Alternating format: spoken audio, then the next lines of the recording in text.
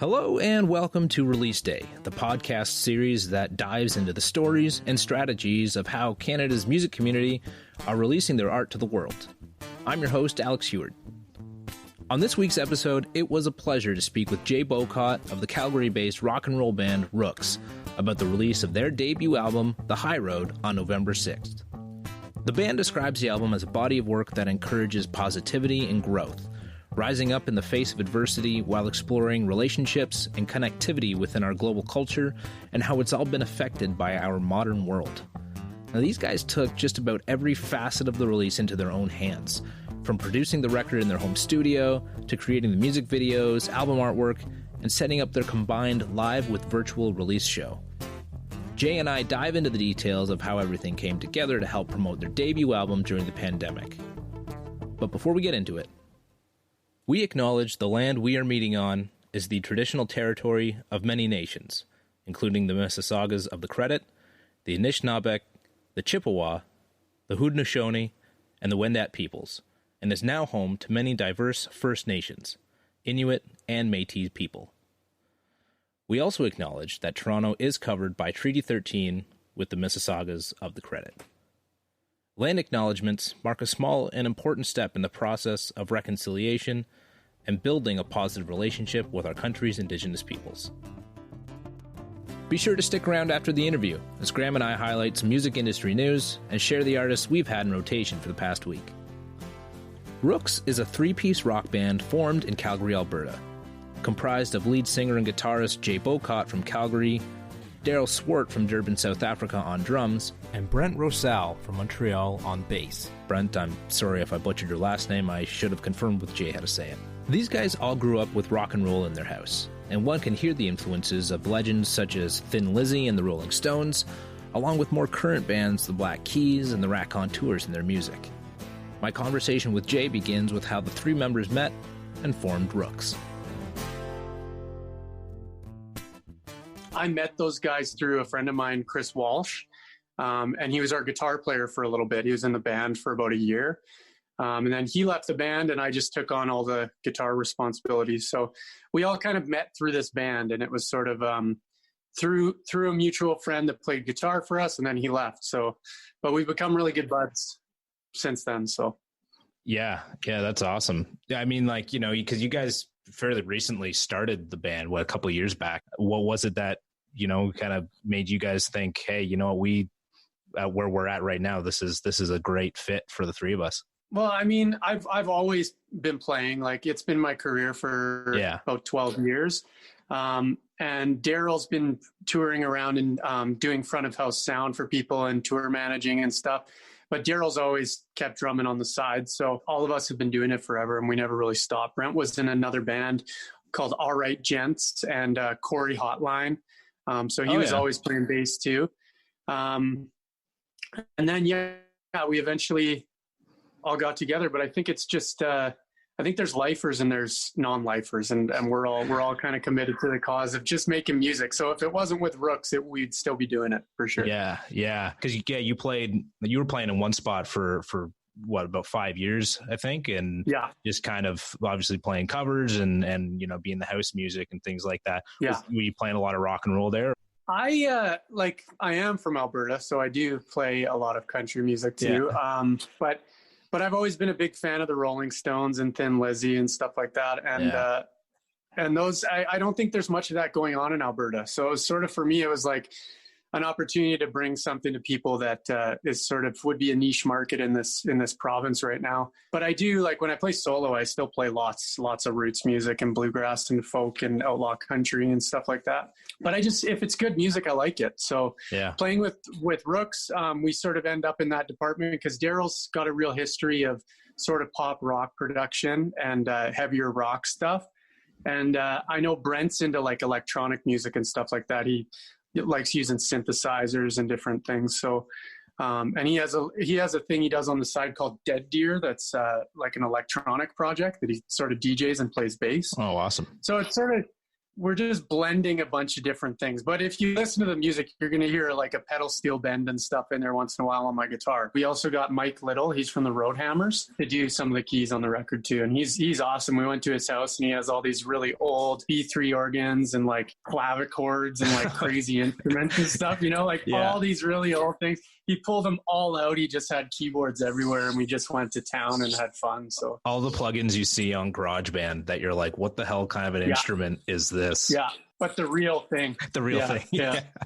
Yeah. So you guys, so that album came out November 6th, just rock and roll, as I said, man. And it must be fun to create records like that and like music like that and have it be your own, because I mean, it's again, so, you know, reminiscent of those rock and roll bands, like, you know, even the High Road right off the top, I feel like, you know, is so like just Tom Petty, I feel like right off the bat too. And I like, for me, the High Road is like Tom Petty almost meets Rush. And then mixed in with all of that, there's, I think, a message that a lot of people can connect with and identify with, not just everyday people, but now a lot of musicians. It's very much like a musician's story, this album. Can you talk a little bit about some of the stories behind those tracks and how personal they are?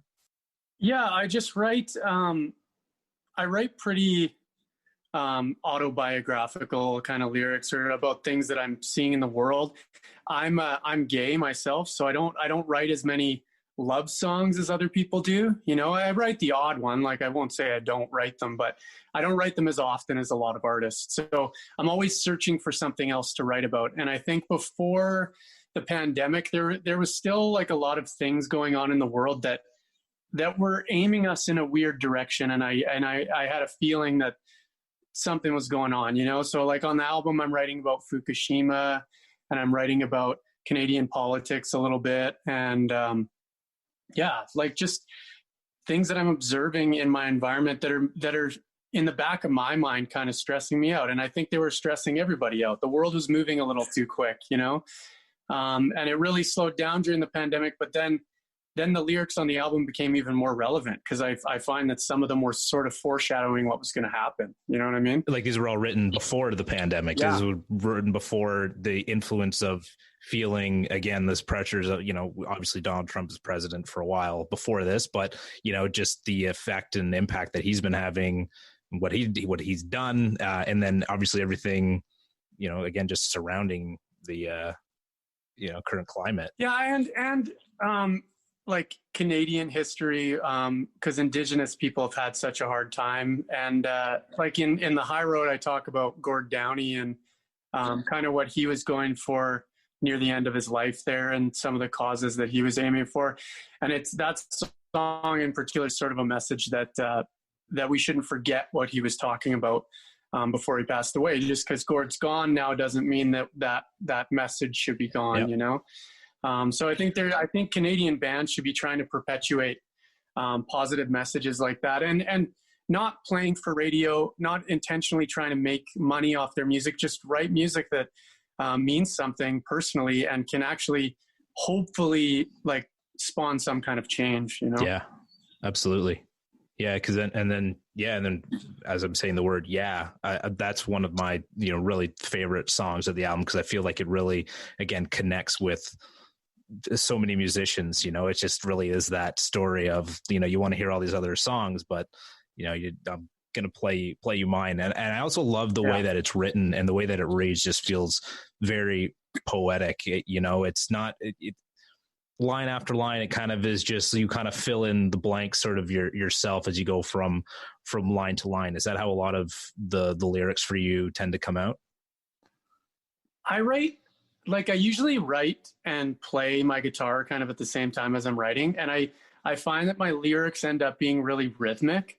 So I write a lot of the syllables onto snare hits and like I write on drum beats almost. And that didn't, to me, that never came like, I wasn't thinking about that. It just started happening and I started realizing that I was doing that. And I think that comes from, like, speaking of more like I played a lot of bars and I played a lot of cover gigs, but at those cover gigs I'd always throw in originals and I was always trying to make them as high energy as possible. And I was a solo artist, so playing as a solo artist, if I wrote vocals that sort of fell on drum beats, it almost added rhythm to the songs, I think. And I just started trying to do that to get people's attention. Cool. And it ended up being a pretty integral part of how I write songs. Yeah. And man, like the fact that you can play like you can and sing at the same time is like some serious left brain, right brain coordination. Like watching your Jim Beam performance, because I haven't been able to see you guys live. You got a couple music videos out, but being able to see you perform that song and play the way that you can and sing along with it, that's a true talent. Is that something you work towards, or are you kind of just born with that? It's like a slow progression, because I feel like as a guitar player, you always feel like you're 20 steps behind where you want to be. Yeah. I've been learning a lot of traditional folk music lately, like Doc Watson songs and stuff. And that's really beyond my capabilities. So I think as players, we're always finding something that we're not capable of doing and like comparing ourselves to that all the time. So I don't feel like, some people say to me like, wow, like it's cool that you can pull that stuff off. But then I'm like, yeah, but I can't pull this off yet. You know what I mean? Yeah.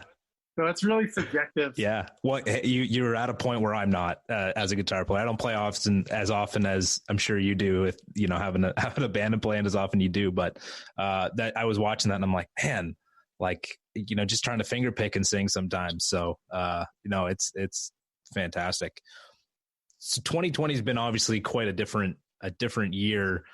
But luckily you guys were able to make the most of it in releasing your album and actually kind of effectively releasing it with some music videos and some lyric videos. And you were even able to hold a release party at the King Eddie there. That was in Calgary. Yeah. Was that sort of your plan from the beginning? Did things sort of, when you went to strategize how you were going to release this album, were these what you had in place? And then, you know, did you just adapt with the times, or did you kind of have to figure some new ideas out as COVID really became more impactful? Well, we sort of had a plan. We had a European PR company, Rolla Music, that we were already kind of talking to about doing a European release with it. And then Canada came after, but we sort of talked as a band, and we just decided that we would go ahead with everything sort of how we envisioned doing it, minus a bunch of the shows. You know, like we obviously we wanted to do a European tour over the summer, or over the fall at least. So we would be like right in the middle of something like that right now, you know what I mean? But obviously things have to pan out different. So we did some online gigs.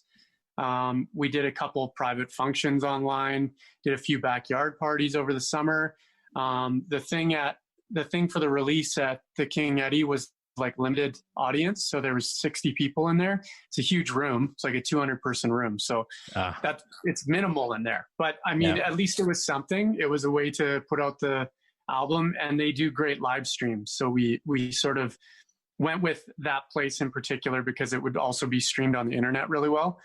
And it worked out. We sold some good merch, and people enjoyed the show. So we couldn't really ask for more based on the circumstances. And we're just sort of going ahead with everything that we possibly can. Because I think that's all you can really do, man. You just got to try to make this scenario work as best you can and adapt to sort of an online universe that we're moving into a little bit, at least for the immediate future, until there's some sort of vaccine and things iron out a little bit. Have you found it kind of easy to adapt with it? Have you found that some of these ideas have come more easily to you, or easier than you kind of expected, just because you're kind of, your back's against the wall? You have to figure out a way to make it, you know, worth the time and money you put into recording? Well, I think we're lucky. Like, even for our album, we recorded it ourselves. We're all producers and sound guys. So I think with the pandemic, when it happened, we sort of all adapted to online scenarios, and we do sound for ourselves, and we do online performances and stuff. I have a setup in my basement. I do live streams once in a while with my interface and my mixer. So I put reverb on it and try to make it sound nice. And I think we're making the best of it, because we do have those abilities and we have the gear at our houses to make that work. So So we've come up with some scenarios where we can do a little bit of work, but it's been cut way back, obviously. But yeah. And then your music videos, you guys look like you probably did a few of those on your own, or were you guys able to kind of work with a company or anybody to help put? I mean, yeah, it looks great. I mean, they all look like they've been, had some good work done to them. So, how did you guys look at getting your music videos produced? Yeah, they're self-produced for sure. We had a couple people help us out and hold cameras and stuff like that, but for the most part, it was just us working on it ourselves, because that's the best we could do. And for our European release, they needed 3 videos, so we were like, let's just go and make them. Let's do it. It kind of gave us a deadline to make things happen and make it work, and I think they turned out pretty good. Yeah, absolutely, man. No, I think it's I think you kind of seen a lot of that from artists is, again, just sort of adapting to hey, look, I need something to accompany this, and I'm going to take it into my own hands. And a lot of them, you guys are creative. It sounds good, so you kind of work with what looks good with it as well. What was the process like setting up that show? Was that any different than setting up another kind of live show? Was it a little more stressful? Like how did kind of allowing that process to take place? How did that all come together for you guys? They've been doing a bunch of live streams. They kind of do them every Friday night. And they're super high quality. They have a whole team behind it. So there's 6 guys that work on the video audio part for the stream. And then they have a whole separate team for the live performance. So it was pretty easy. I mean, it's interesting doing live streams because it puts a little different kind of pressure on you, I think, that as musicians we've had to get used to. Like when I started doing live streams just out of my house, there was a couple that were kind of awkward when I started out because you don't have an audience and stuff, and you have to get used to the change in interaction. You get used to it and you get better at it. But I think a release show is no different, because at points when you're saying kind of how are you doing and stuff like that, and you're talking to the audience, you sort of have to segue into talking to the people that aren't in the room too, right? So you got to handle almost 2 audiences at once. But yes. Yeah. What was the reception like for that? Did you guys have a good online audience? Did you feel like people were tuning in, or did they give you a good reception? Yeah, it was good. And also a lot of the views come after. So, we share it on our wall, and the great thing is it's cataloged and it's saved. So that, and even for us, just to have that memory of the release show is really, really cool. But yeah, there's quite a few people in there chatting. I mean, if I'm doing one at home, I have the computer open and I can see people's comments and I can comment back. It's a little different at a release show because you can't really talk to them back. You don't have a screen up there. So, but it worked. It was fun. Did you go the traditional way too of merch and physical copies, during this time, or was that something you guys kind of transitioned out of for this kind of a release?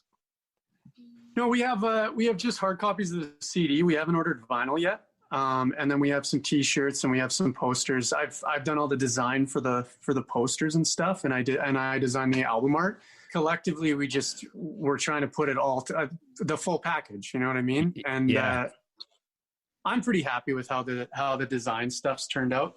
No, everything's cohesive. Everything's cohesive, like from the album to the website to social media. Like, it's you guys. Again, it's part of something I think a lot of artists are starting to recognize. At least independent artists is trying to package everything together like that. And I think that's something you guys did a really good job of, even from the single art. That's a lot of everything. It just flows. Yeah, I think you've got to think about each release as sort of, there's a theme to each release. And that's how I try to look at it. Like when I'm doing design, I try to pick a color scheme for the whole release and stick to those kind of 10 colors for all my art. Or at least have some sort of common image or theme that holds it together. Like we have a logo that we got designed. I didn't design the logo. So it's definitely a package. That's definitely how my mentality works, for sure. Now, you guys run Rooks yourselves. Like, do you guys have any management or label? I know you got Beth as your publicist. Well, how do you guys handle everything else, outside of the music for the band? It's pretty much it's all in-house, but there's a constant dialogue. Like we have a WhatsApp conversation going all the time, and we're always talking in it. So anytime a task comes out, we sort of chat about it and figure out who's going to cover it, and we try to get it done as quick as we can. We do the bulk of everything right now. I mean, ultimately down the road, hopefully that won't be the case. But I mean, for now, we're making it work. Anything from this release that you're going to think about moving forward with? You guys going to think about virtual shows all the time now, even when things clear up? Is that going to be something you keep in mind for future performances? I think it will. We're also, like, the last couple jams, we've been working on some acoustic versions of songs. So we're going to our plan is to release early into next year, like a acoustic album that's like 5 or 6 songs kind of thing. Nice. That we'll have a few songs off the album and a couple new ones, just to show people kind of the full facet of what we do. So we're kind of basing that off the idea, like those like 90s, like VH1 acoustic albums that would come out. Right. Cool. Yeah. So that's kind of a fun project that we've been piecing together. And we figured during a pandemic, that'll be a good side of the band to be able to do house concert type gigs, because when bars start to bounce back, it's going to be a tight market too, and it's going to be harder to get into the venues. And we've noticed that the best revenue right now is from house concerts. Mm-hmm. So coming into next summer, we're assuming we're going to be doing a lot of backyard gigs and stuff like that. So we'll take advantage of it. Yeah, it's a good thing. The house concerts started to pick up a little bit before COVID really had a major impact, because mm-hmm. I think, that was really sort of a proving ground, with something like Side Door that was taking artists and giving them an opportunity to, set up their own little house tours and, I think really allow them to figure out how to do those things on their own, because everything is just so DIY these years. I think house concerts are kind of the best way to really connect with an audience. You can tell a really good story before a song. You sell way more merch. You make really personal connections with those people, and they become genuine fans. If you're at a bar, there's so many distractions. People are never as engaged at a bar. Even if they're trying to be, they're not. Yeah. But I think house concerts, for me, it's always my favorite place to watch a band, because I feel really immersed in what they're doing, So I go to a lot of them. I host them. And I love playing them. Yeah, been to a few myself, man, and I couldn't agree more. It is just that sense of community. And what's the community been like for you guys? Like, what have you seen out west there with the music community? Is it guys kind of been pretty supportive of each other, and like through all this and connecting and trying to look out for each other in any way? Yeah, me and Daryl talk lots. We're working on this Peter and the Wolves record, and they're like a rockabilly band. Daryl's the main producer on it, and they're good friends with us. There's really, really amazing roots and folk music in this province, and rockabilly, and a lot of those people, like, you see them everywhere you go, So we've made really close connections and really good friends. And they come out and support, and we go watch them. And I think without that music community, there wouldn't be as much growth. I think the artists in Alberta are getting really good really fast, because there is a lot of interaction. When you see somebody cover a song, you're like, holy crap, that song's awesome. Like, I want to learn how to play that. And even if you don't cover it yourself, but you go home and learn it, you've just acquired some of the skills that person was using, in their toolkit. Yeah. So I think communal growth is really important. If you look at like the Seattle grunge scene in the 90s, like, all those guys got really good at the same time because they were all feeding off each other's talents. And a lot of those bands like Soundgarden and Pearl Jam sound a lot alike because they were really good friends. You know what I mean? Yeah, man. No, that's great. No, it's great to hear that. I know, because there's one thing I've been noticing a lot of this, even across Canada, is how the community of the music industry, as tough as it is on everybody right now, is so vibrant. There's a lot of people that are reaching out, still supporting each other. And, I think that's just the beauty of, from what I've seen, obviously in Canada, is just, we care a lot about each other, mm-hmm. and the support of everyone. Yeah. And just the music supporters, like, I always play at this place called Mikey's on 12th in Calgary. I host a jam there on Wednesday nights, and there's a lot of regulars that just come to that bar. Like a good example of one of these fans just being like a really good person. I had my eardrum rupture one night, and I ended up in the hospital. Oh, wow. And I took an ambulance to the hospital. So I was like, had no way home, like none of my family lives in Calgary, so I didn't know who to call.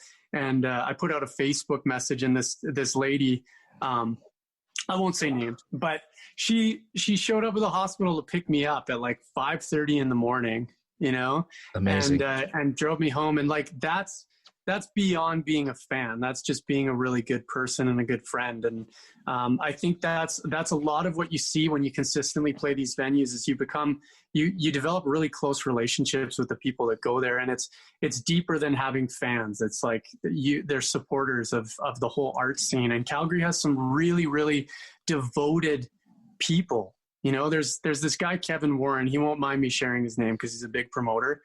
But he shares every show that's happening in Calgary. He goes to all the music.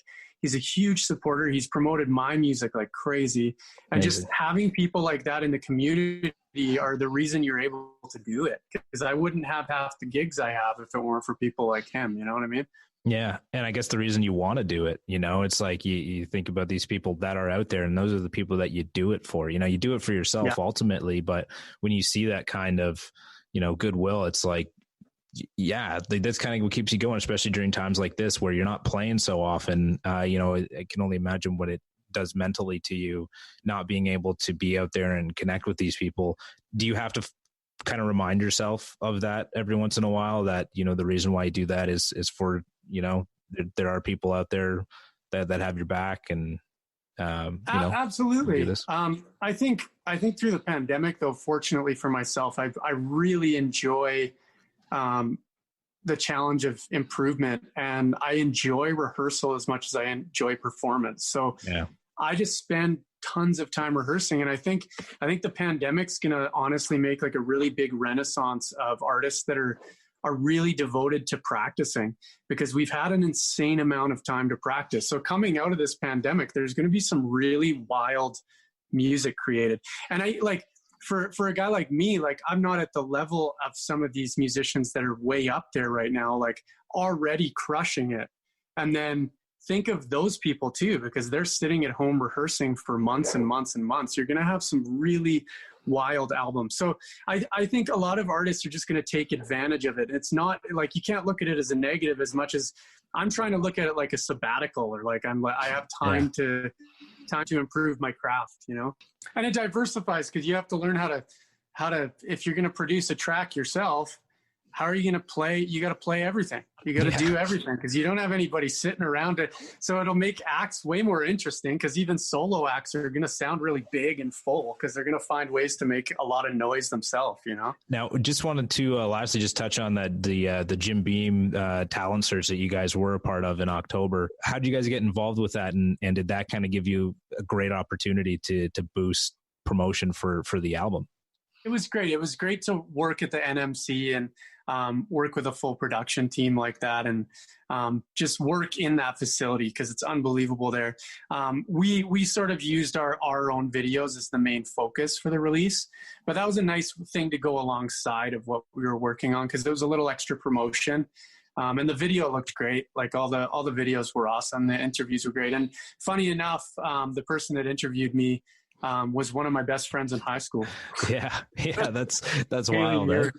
Yeah, small world. No kidding. Yeah. No, because I know a lot of those things, it's good to have a future release coming up. So, probably the fact that you guys had some singles out and that the album was going to be coming played a good role in helping you guys land a spot to get some of that kind of exposure. Yeah. Yeah. Well, the thing is, when we applied to it, we applied with songs from the album. And I think, that definitely is what got us in there. Like the songs are polished up nice, and Daryl did a great job on the production and the mixing. So I think having an album that sounds the way ours does with pretty high production makes it a lot easier to get a lot of opportunities, because it sounds really professional, So we're pretty happy with that. Yeah, man. Great album. I've been listening to it. It's 8 songs. It's not long. But I've had it on repeat for the last couple of weeks, getting ready to chat with you. But it's also just really, really enjoyable, man. So congrats to you guys on putting that album together and getting ready for a new acoustic album that'll be coming out next year. Yeah. Yeah. And it's been fun interpreting the songs in an acoustic setting. Yeah. They just feel they're pretty dirty songs on the record. So when it comes across acoustic, there's still that dirty vibe to them, but it's a raw acoustic sound. So I'm excited to hear how it translates to the recording. So far, we've just kind of been working out the arrangements and everything in rehearsals, but we're planning on starting to record it maybe this month or next month. So is that just kind of like an answer again to, hey, let's keep working, let's get something else put together here, just to kind of keep ourselves relevant and at the forefront of music with so much being released? Was that sort of the idea behind this album? Yeah, we just want to keep moving and keep putting stuff out. And I've said to Daryl and Brent, like, let's not overthink what we're making or overthink if it fits the sound of the band or anything. Just make records and put out a catalog of music. I think the biggest thing about getting fans is just having a body of work for fans to love.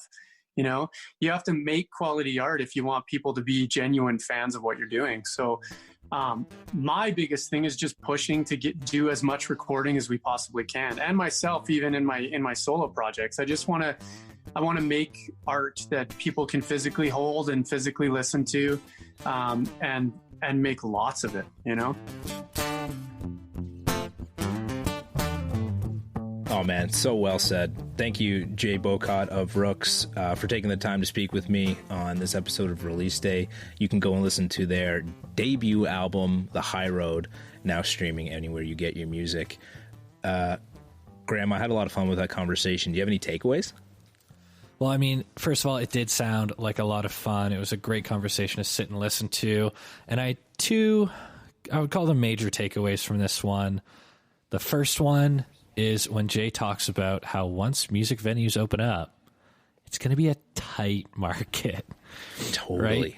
Like, you have to think of all these bands that, like, and headliners that have been putting off shows for the past year, right? Yep. So it's going to be great for those of us who want to go see live music, because Monday through Sunday is just going to be some of the biggest artists you've ever listened to. Playing it like the Horseshoe or the Cam House, totally. Yeah. Yeah. They're playing anywhere they can fill. Yeah. They're going to jam it in. So that means for kind of everyone else, you're kind of stuck in what places you're going to be able to play. So I think what's cool about Rooks is they did some backyard shows. Yeah. And they found that those were potentially some of their better shows. They sold more merch. They were able to connect with their fans and people that started to like their music, hearing it live. You can actually have a one-on-one conversation, whereas as much as you want to at a bar, I mean, those are pretty loud and there's just so much going on. So it's nice to be able to have that, personal connection with your fans. So I think one thing that artists and, artists of all sizes really is look at alternative ways of getting in front of people. So whether that's busking or through something like Side Door, where you can book your own backyard shows. Yeah. I think that that's really going to be sort of the next thing that happens is, you might not be able to play the Horseshoe on, a random, Tuesday, Wednesday, or Monday, because it's going to be full. So how else can you get in front of people? Yeah. Yep, absolutely, man. Again, finding opportunities. If you've got friends that are throwing parties, ask them. Just say, hey, can we play? Can my band play at your party, or can I play an acoustic set for half an hour at your party? Because also, like Jay said, everybody's sitting around right now getting really good, and no matter what level of artist you are, the progression that you're having right now in this time, you're going to want to go and show people that. You're going to want to go and show off what it is that you're doing and you've learned, and play for people. So it's not only going to be tight, but it's going to be really sought after. So yeah, absolutely. And that brings me perfectly to the second point that I want to talk about, which is growing within your community and, you know, making those connections with people, you know, within the music community. And I think Jay really kind of hit the nail on the head with, you know, just making those connections, you know, having friends in the music community and kind of seeing it grow all together, seeing all these bands grow, sort of kind of grow up together. And I think that that's something that's really interesting and really important to remember, because you never know, someone's friend of a friend of a friend might, you know, be your next big break. And some of the best places to grow and connect are through music conferences and music festivals. And while those obviously aren't happening in person right now, you can count on Indie Week to provide you with that virtual opportunity, because February 16th to 20th, they have their Screen by Screen Festival, which we mentioned on the last episode, but wanted to reemphasize again that this is going to be happening February 16th to 20th. And this festival is all about live streaming and gaming and AI and virtual reality and tech in the music industry. You know, they give examples of Lil Nas X, Marshmello, and Travis Scott performing concerts and video games like Fortnite and Roblox, and Billie Eilish doing some incredible live stream concerts. So this is all about what's next for the industry and how do other businesses and artists access this technology and generate income and monetize. It's going to be a really great festival to learn a lot of this stuff from. And if you act now, you can get the early bird special pricing up until February 5th. And that's at indieweek.com. By the way, we are not being paid to say this. February 4th. February 4th. That's okay. That's fine. Go now. It's what Graham is trying to say. Yeah, is go now and get your tickets for the early bird special pricing. But yeah, we are not paid to do this. I've worked with the Indie Week team before. They're just great people. And so I just want to make sure that we help get the word out about this. Not that they need our help. They have plenty of people seeing this stuff, but just to emphasize and reiterate that this is happening, go check it out. And this weekend, January 31st, there's a show, Side Door, which we spoke about in the podcast, which is like a DIY show booking website where you can book and your own living room shows or backyard shows. At least you could. Now they're doing a lot of online virtual shows. Anyways, Side Door is doing the $1 million Unicorn Show, an online concert, and they're going to have a party celebrating the selling of $1 million worth of tickets to live events and online shows. That's unbelievable. And $1 million worth of tickets since they were founded in 2017. So they're celebrating by having the show and raising money for Unison Benevolent Fund. And if you're unaware of what Unison Benevolent Fund is, they're a great not-profit charity that is supporting the music industry from top to bottom. If you need financial assistance, if you need you're having mental health issues, they have resources there that you can take advantage of. So if you don't know about them, go check them out at unisonfund.ca. Lastly, the latest edition of Canadian Musician magazine hit the shelves, the virtual shelves and the real shelves, and the cover artist and main story is on Buffy St. Marie, but there's also a article on previous release day guest Julian Taylor talking all about his album The Ridge. So it's more of the story that you didn't get from our episode. They go way more in depth. It is a really cool read. So if you can, go to CanadianMusician.com, sign up for their magazine there. It is free, or you can pay $15 a year for the real thing to show up at your door. So go check it out, CanadianMusician.com. They have a great podcast as well. So Graham, what have you been spinning the last week? We've been over a few of our favorite songs each episode. What are a few that you've picked out for this week? So this week was a little bit different than last week. Last week was really heavy, really hardcore. This week, switch it up a little bit. And one of my favorite bands, Courage My Love, they have a spin-off band. It's called Soft Cult. It's two of the members of Courage My Love. They started their own sort of side project because they have the time now. And they released a song called Another Bish on January 15th, 2021. It's a great song. Go check it out. Go support them because I've been a fan since forever. So Is that like another, like a take on the word bitch? Yes. Yes, it is. Cool. So that's great. Love that. And another artist that I've been listening to is Begonia. They are just fantastic. They can sing just incredibly. They released a song called Bus, January 22nd, 2021. And I still have my kind of punk grunge roots. And there's a band called Pony. They are a grunge pop punk band from Toronto. And they have an album coming out in April of this year, but they have released 2 songs for you to listen to right now. The first one, WebMD, and another song called Couch. I fell in love with Couch from like the first like 10 seconds of that song. Just love the sound that they have. So I can't wait for the whole rest of the album to come out in April. But that's just what I've been listening to. Alex, what have you been listening to? Yeah, these guys, Crash Adams, just came out with a new tune on Friday called Symphony. January 22nd, this song came out. And, really good pop music from these guys, pop rock. They also have one of the best social media presence I've ever seen from an artist. These guys dress in suits, and they walk around the city of Toronto with a red velvet couch that when the street lights go red, they run into the middle of the intersection, they put the couch down, they take a picture, and they show like the whole process, and then at the final end they show a really like high-res photo of them sitting in the intersection. It's really such a cool just marketing idea to just to get out in front of their fans and new audiences. It really grabs your attention. So Crash Adams, Symphony, and Craig Cardiff just came out with a cover of a Peter Gabriel song last week called Don't Give Up.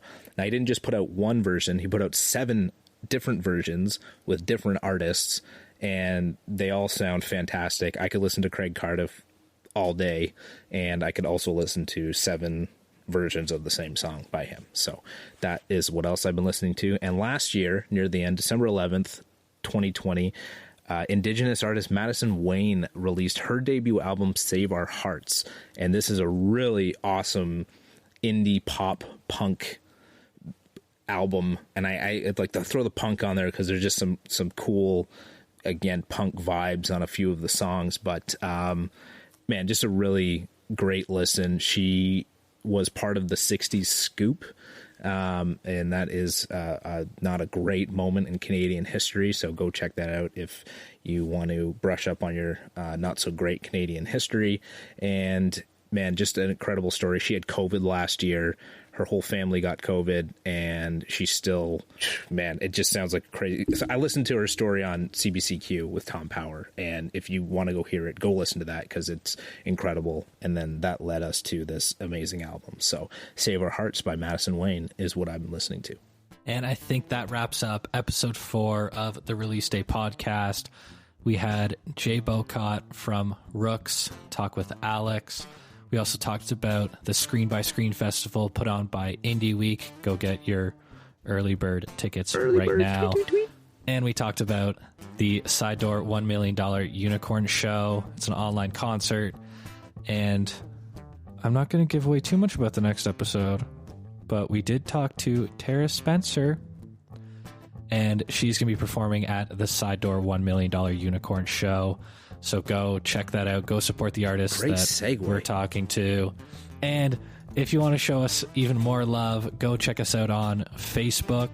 You can just search Release Day Series. On Twitter, we are at Release Day SRS. And on Instagram, we are Release Day _series. Go check us out on all the platforms, like, follow, whatever they are. Tweet us, send us, if you're in a band, send us, your new music. Like, we're always excited to receive those kind of things. So that's it for episode 4. And As always, please make sure you give us a nice rating on your Apple Podcasts or wherever you get your podcasts. Leave a nice rating, maybe leave a nice little comment. It just helps people find us and gets the word out about not only us, but a lot of these great artists. So that's it. As Graham alluded to, next episode of Release Day Series is with Tara Spencer from Nova Scotia about her album, Chasing Rabbits. I'm Alex Heward. I'm Graham Beery. Thank you so much for listening.